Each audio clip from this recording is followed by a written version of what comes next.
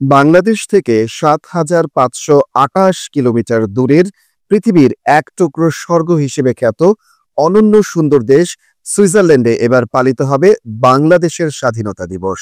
দিবসটি যথাযোগ্য মর্যাদায় পালনের লক্ষ্যে বাংলাদেশ জাতীয়তাবাদী দল বিএনপির জুরিখ শাখার নেতাকর্মীদের আয়োজনে এক প্রস্তুতি সভা অনুষ্ঠিত হয়েছে।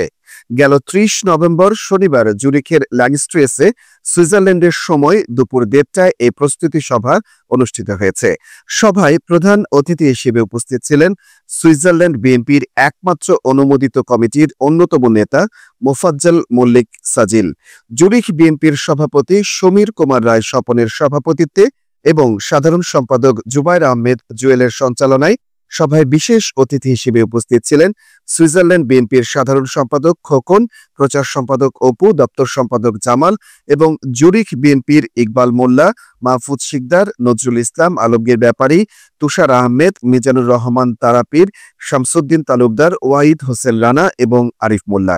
প্রস্তুতি সভাটির সার্বিক সহযোগিতায় ছিলেন শেরু মল্লিক, চঞ্চল মাতবর, শিমুল মিয়া, সালাউদ্দিন ভুইয়া, সেলিম হোসেন, ববি এবং তাদের বন্ধুমহল। সভায় বিজয় দিবস উপলক্ষে আগামী ২২ ডিসেম্বর বিজয় উৎসবে বর্ণাঢ্য সাংস্কৃতিক অনুষ্ঠান আয়োজনের ঘোষণা দেওয়া হয়। পাশাপাশি সুইজারল্যান্ড বিএনপির সাংগঠনিক কার্যক্রমের গতিশীলতা বৃদ্ধির লক্ষ্যে কমিটি গঠনের সিদ্ধান্ত নেওয়া হয়।